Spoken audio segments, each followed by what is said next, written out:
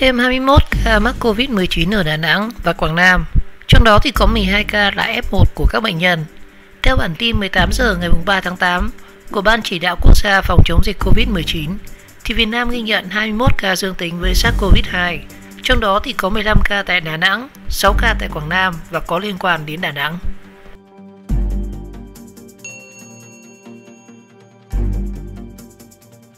Cụ thể thì các ca bệnh từ 622 đến 627 là các bệnh nhân tại Quảng Nam có độ tuổi từ 38 đến 83 và liên quan đến bệnh viện Đà Nẵng.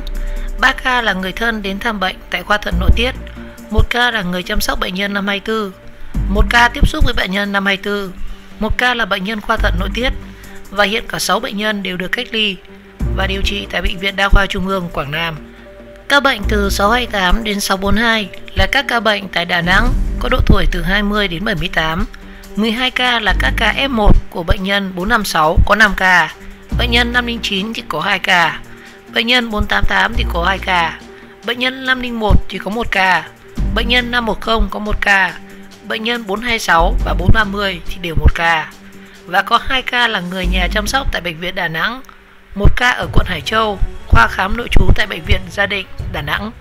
Như vậy, chỉ trong vòng 10 ngày từ ngày 25 tháng 7 đến ngày 3 tháng 8, thì Việt Nam đã phát hiện 229 trường hợp mắc Covid-19 với 195 bệnh nhân trong nước và 34 người nhập cảnh. Nhiều người nhiễm bệnh trong cộng đồng đều có mối liên quan đến tâm dịch là Đà Nẵng. 9 tỉnh, thành phố đang có dịch gồm có Đà Nẵng, Quảng Ngãi, Quảng Nam, Hà Nội, Thành phố Hồ Chí Minh, Đắk Lắk, Thái Bình, Đồng Nai và Hà Nam. Và theo thông tin từ tiểu ban điều trị, thì trong sáng ngày 3 tháng 8, thì bệnh nhân 397 điều trị tại Bệnh viện nhiệt đới tỉnh Hải Dương đã được công bố là khỏi bệnh. Người phụ nữ này đã có 3 lần xét nghiệm âm tính với SARS-CoV-2. Theo ông Nguyễn Văn Hải, giám đốc bệnh viện, cho biết trường hợp này sẽ được tiếp tục cách ly và theo dõi sức khỏe trong vòng 14 ngày.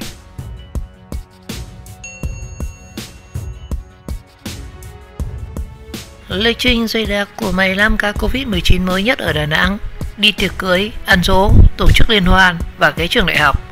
Chiều ngày 3 tháng 8 thì Ban Chỉ đạo phòng chống dịch Covid-19 thành phố Đà Nẵng đã cung cấp thông tin về kết quả điều tra, giám sát và xử lý 15 trên 16 trường hợp bệnh nhân mắc Covid-19 tại thành phố Đà Nẵng được công bố vào chiều ngày 2 tháng 8.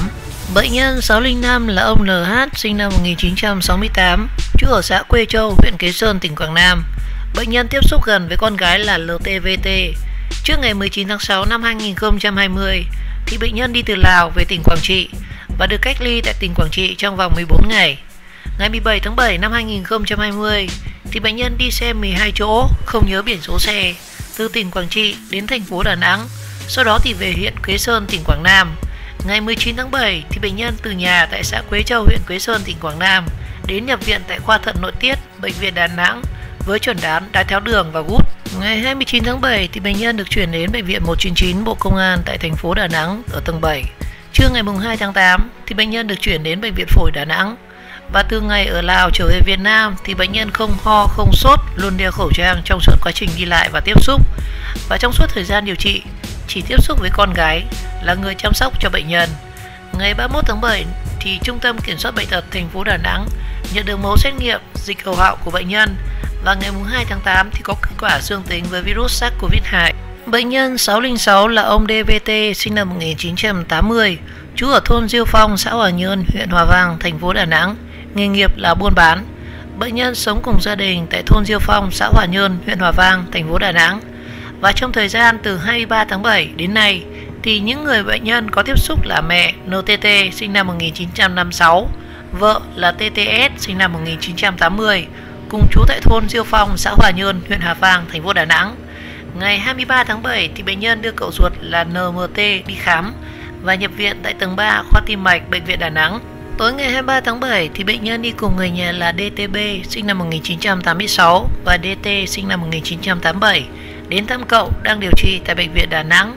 Và buổi tối cùng ngày thì bệnh nhân có đi ăn tại quán Bê Thui, Long Dương, đường Hoàng Văn Thái, thành phố Đà Nẵng với người nhà, gồm có DTB sinh năm 86, DTL sinh năm 87, TTS sinh năm 1980, NTT sinh năm 1956 và MPQ. Chiều ngày 24 tháng 7 thì bệnh nhân có gặp và tiếp xúc với hàng xóm là anh VB và VTD. Chiều ngày 25 tháng 7 thì bệnh nhân tới nhà anh VHN thôn Hội Phước, xã Hòa Phú, huyện Hòa Vang, thành phố Đà Nẵng. Và trong chiều ngày 25 tháng 7 thì bệnh nhân này còn tiếp xúc với anh LVT đối diện ở nhà. Ngày 26 tháng 7 thì bệnh nhân có đi ăn tại đường Hoàng Văn Thái, Đà Nẵng, đối diện với quán bê thui Long Dương. Ngày 26 tháng 7 đến ngày 27 tháng 7 thì bệnh nhân có tiếp xúc với bạn đến chơi là anh DT ở Đà Nẵng và anh NHT ở Hội An và anh Quy. Sáng ngày 27 tháng 7 thì bệnh nhân có chở vợ đi chợ ở Túy Loan, Hòa Phong, Hòa Vang, Đà Nẵng, nhưng chỉ đứng chở ở ngoài, ở chỗ đối diện với ban quản lý chợ. Chiều ngày 28 tháng 7 thì bệnh nhân thấy đau lưng nên đã cùng vợ là Trương Thị Sĩ đi tái khám tại Bệnh viện Tâm Trí Đà Nẵng. Trước đây thì bệnh nhân có điều trị tán sỏi thận và uống thuốc tại Viện Tâm Trí một thời gian. Và lúc đi khám bệnh, bệnh nhân thấy đau lưng, ho không đáng kể. Ngày 29 đến ngày 30 tháng 7 thì bệnh nhân ở nhà và không đi đâu. Ngày 31 tháng 7 thì bệnh nhân đến Trung tâm Y tế quận Cẩm Lệ khám bệnh và được lấy mẫu dịch hầu họng và xét nghiệm virus SARS-CoV-2. Ngày 1 tháng 8 thì có kết quả dương tính với virus SARS-CoV-2. Sau đó thì bệnh nhân được chuyển đi cách ly và đang điều trị. Bệnh nhân số 607 là bà NTT, sinh năm 1964, trú ở đường Hòa Huy Tập, phường An Khê, quận Thanh Khê, Đà Nẵng. Bệnh nhân có tiếp xúc gần với NDK và NTHV. Bệnh nhân có tiếp xúc với bệnh nhân số 436. Ngày 23 tháng 7 thì bệnh nhân đến khám và nhập viện tại Bệnh viện Đà Nẵng. Sáng ngày 24 tháng 7 thì bệnh nhân xuất viện và bắt xe Grab về và không nhớ biển số xe là bao nhiêu. Trên đường về nhà thì bệnh nhân đến tạp hóa AT tại địa chỉ 111 Hà Huy Tập, phường Hòa Khê, quận Thanh Khê, thành phố Đà Nẵng. Sau đó tiếp tục mua mì Quảng gần quầy tạp hóa nói trên. Sau đó thì bệnh nhân về nhà tại đường Hà Huy Tập, phường An Khê, quận Thanh Khê, thành phố Đà Nẵng. Ngày 29 tháng 7 thì bệnh nhân được chuyển đến cách ly tại 521 Nguyễn Lương Bằng, phường Hòa Hiệp Nam, quận Liên Chiểu, thành phố Đà Nẵng. Ngoài ra thì bệnh nhân có tiếp xúc với con rể là NPH và 3 cháu. Ngày 31 tháng 7 thì Trung tâm Kiểm soát Bệnh tật thành phố Đà Nẵng nhận được mẫu xét nghiệm dịch hầu họng của bệnh nhân và ngày 2 tháng 8 thì có kết quả dương tính với virus SARS-CoV-2. Sau đó thì bệnh nhân đã được chuyển đi cách ly và đang điều trị. Bệnh nhân số 608 là ông MDX, sinh năm 1956, trú ở tổ 34, phường An Hải Đông, quận Sơn Trà, thành phố Đà Nẵng. Bệnh nhân là bố chồng của bệnh nhân PTPT, bệnh nhân số 503, và ở gần nhà của bệnh nhân HTN, bệnh nhân số 434. Người nhà tiếp xúc gần với bệnh nhân gồm có vợ, con trai và cháu. Từ ngày 23 tháng 7 đến ngày 28 tháng 7 thì bệnh nhân chỉ ở nhà tại tổ 34, phường An Hải Đông, quận Sơn Trà, thành phố Đà Nẵng và chỉ tiếp xúc với những người trong nhà và không đi đến nơi khác. Ngày 28 tháng 7 thì bệnh nhân cùng với vợ và cháu được chuyển đi cách ly tập trung và được lấy mẫu xét nghiệm với virus SARS-CoV-2. Ngày 31 tháng 7 thì Trung tâm Kiểm soát Bệnh tật thành phố Đà Nẵng đã nhận được mẫu xét nghiệm dịch hầu họng của bệnh nhân và ngày 2 tháng 8 có kết quả dương tính với virus SARS-CoV-2. Sau đó thì bệnh nhân đã được chuyển đi cách ly và tiếp tục điều trị. Bệnh nhân số 609 là chị HTCH, sinh năm 1989, trú ở phường Hòa Thọ Đông, quận Cẩm Lệ, thành phố Đà Nẵng. Nghề nghiệp là điều dưỡng tại khoa quốc tế nội tổng hợp Bệnh viện Đà Nẵng. Người nhà tiếp xúc với bệnh nhân thì gồm có chồng, em trai, mẹ và con. Bệnh nhân là điều dưỡng tại khoa quốc tế nội tổng hợp Bệnh viện Đà Nẵng, được chuyển đi cách ly ngày 26 tháng 7 tại khách sạn Vian Hotel ở địa chỉ 124 Phạm Văn Đồng, phường An Hải Bắc, quận Sơn Trà, thành phố Đà Nẵng. Trước ngày cách ly khoảng 3 tuần thì bệnh nhân có ho, sốt, sổ mũi nhưng không đi khám, chỉ dùng thuốc do chồng mua về. Từ ngày 16 tháng 7 đến ngày 26 tháng 7 thì bệnh nhân có đeo khẩu trang và đến đưa cơm cho chồng tại Bệnh viện Quân y 17, thành phố Đà Nẵng, chỉ đưa cơm rồi về và không tiếp xúc với ai. Và trước khi được chuyển đi cách ly vào ngày 26 tháng 7 tại khách sạn Vian Hotel, ngày nào bệnh nhân cũng có mang khẩu trang và cũng đi chợ Hòa Cẩm, quận Cẩm Lệ, thành phố Đà Nẵng. Ngày 1 tháng 8 thì Trung tâm Kiểm soát Bệnh tật thành phố Đà Nẵng nhận được mẫu xét nghiệm dịch hầu họng của bệnh nhân và có kết quả dương tính với SARS-CoV-2. Bệnh nhân 610 là chị DTP, sinh năm 1990, trú ở thôn La Sơn, xã Hòa Hương, huyện Hòa Vang, thành phố Đà Nẵng. Nghề nghiệp điều dưỡng tại khoa ngoại tiết niệu Bệnh viện Đà Nẵng. Người trong gia đình đã tiếp xúc gần với bệnh nhân là bố DNS, sinh năm 1954, và mẹ là NTN, sinh năm 1960. Từ ngày 17 đến ngày 20 tháng 7 thì bệnh nhân đi làm tại khoa tiết niệu Bệnh viện Đà Nẵng, rồi về nhà tại địa chỉ thôn La Sơn, xã Hòa Khương, huyện Hà Vang, thành phố Đà Nẵng và chỉ tiếp xúc với bố mẹ và không đi đến nơi nào khác. Ngày 21 tháng 7 đến ngày 23 tháng 7 thì bệnh nhân xuất hiện triệu chứng mệt mỏi và sốt nên chỉ ở nhà và vẫn chỉ tiếp xúc với bố mẹ. Ngày 24 tháng 7 thì bệnh nhân đi học tại trường Đại học Đông Á Đà Nẵng. Ngày 25 tháng 7 đến ngày 26 tháng 7 thì bệnh nhân tiếp tục đi làm tại khoa tiết niệu Bệnh viện Đà Nẵng rồi trở về nhà. Ngày 27 tháng 7 thì bệnh nhân được chuyển đi cách ly tại khách sạn Diamond Sea tại phường Phước Mỹ, quận Sơn Trà, thành phố Đà Nẵng. Ngày 1 tháng 8 thì Trung tâm Kiểm soát Bệnh tật thành phố Đà Nẵng nhận được mẫu xét nghiệm dịch hầu họng của bệnh nhân. Và ngày 2 tháng 8 thì có kết quả dương tính với virus SARS-CoV-2. Bệnh nhân số 611 là chị NTT sinh năm 1990, trú ở Thành Vinh 2, phường Thọ Quang, quận Sơn Trà, thành phố Đà Nẵng. Nghề nghiệp là điều dưỡng khoa ngoại cấp cứu Bệnh viện Đà Nẵng.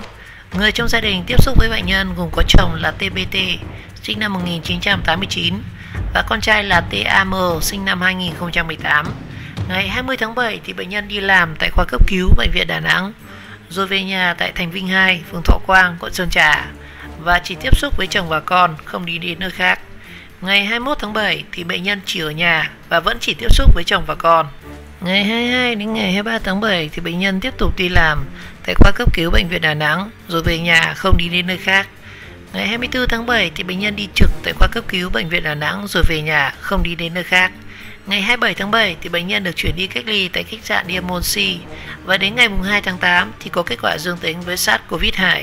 Bệnh nhân số 612 là anh NVT, trú ở phường An Hải, quận Sơn Trà, thành phố Đà Nẵng. Bệnh nhân có tiếp xúc gần với mẹ là DTXL, bệnh nhân 480, là bệnh nhân đang được điều trị tại Bệnh viện Đà Nẵng.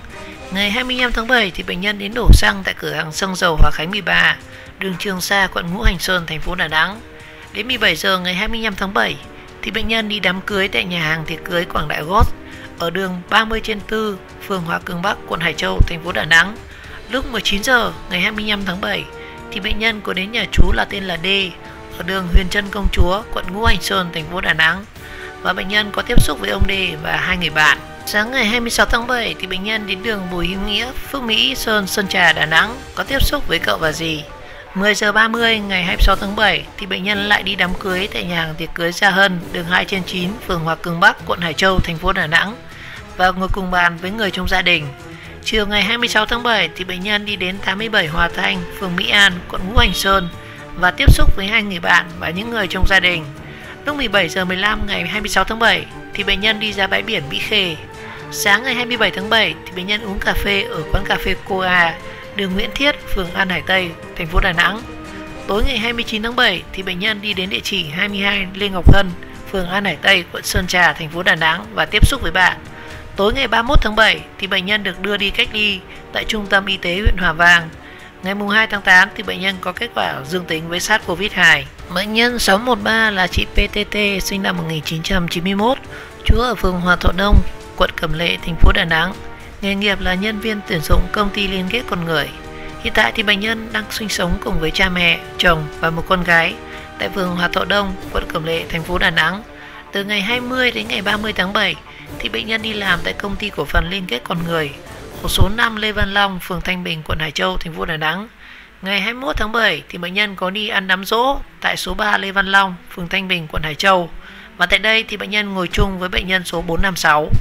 Ngày 23 tháng 7 thì bệnh nhân có tổ chức ăn uống tại nhà với hai gia đình khác, bao gồm gia đình anh HPV cùng có hai vợ chồng và hai con, trú tại phường Hòa Xuân, quận Cẩm Lệ, Đà Nẵng, và gia đình anh PTP gồm có hai vợ chồng và hai con, thường trú ở phường Khuê Trung, quận Cẩm Lệ, thành phố Đà Nẵng.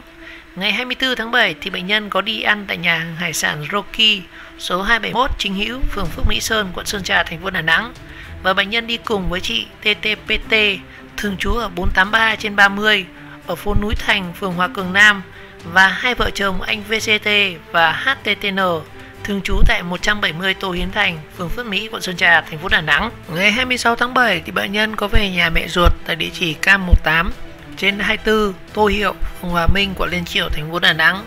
Và tại đây thì bệnh nhân có tiếp xúc với cha mẹ, em trai và cháu ruột.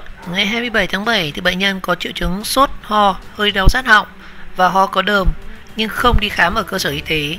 Ngày 29 tháng 7 thì bệnh nhân có đi mua đồ tại chợ Đống Đa, đường Lương, phường Thuận Phước, quận Hải Châu. Ngày 30 tháng 7 thì bệnh nhân có đến những địa điểm sau: có đi mua đồ ở chợ Cẩm Lệ, phường Khuê Trung, quận Cẩm Lệ, thành phố Đà Nẵng; mua thuốc tại Thiết Thuốc Tây trên đường Hải Hồ, phường Thanh Bình, quận Hải Châu; đi mua đồ tại siêu thị Vinmart số 41 Hải Hồ, phường Thanh Bình, quận Hải Châu, thành phố Đà Nẵng. Và chiều 30 tháng 7 thì bệnh nhân có đến Trung tâm Y tế huyện Cẩm Lệ và khai báo y tế và có kết quả dương tính vào ngày 2 tháng 8. Ngày 30 tháng 7 thì đến nay bệnh nhân tự cách ly tại nhà và không tiếp xúc với ai. Bệnh nhân 614 là chị NTTN, sinh năm 1978, trú ở đường Lê Văn Hiến, tổ 54, phường Hoài Hà, Ngũ Hành Sơn, thành phố Đà Nẵng, nghề nghiệp là công nhân. Bệnh nhân chính là con của bệnh nhân 482. Và trong thời gian bệnh nhân 482 điều trị tại bệnh viện Đà Nẵng thì bệnh nhân có đến vào các tối 17, 22, 23 và 24. Từ ngày 17 đến ngày 31 tháng 7 thì bệnh nhân vẫn đi làm tại công ty giày da ở khu công nghiệp Điện Nam, Điện Ngọc, Quảng Nam. Sau đó về nhà và không tiếp xúc với ai ngoài những người thân trong gia đình. Chiều 31 tháng 7 thì Trung tâm Y tế quận Ngũ Hành Sơn đã đến điều tra và giám sát trường hợp tiếp xúc gần với bệnh nhân 482 và bệnh nhân được chuyển đi cách ly tại Trung tâm Y tế quận Ngũ Hành Sơn vào 17 giờ cùng ngày.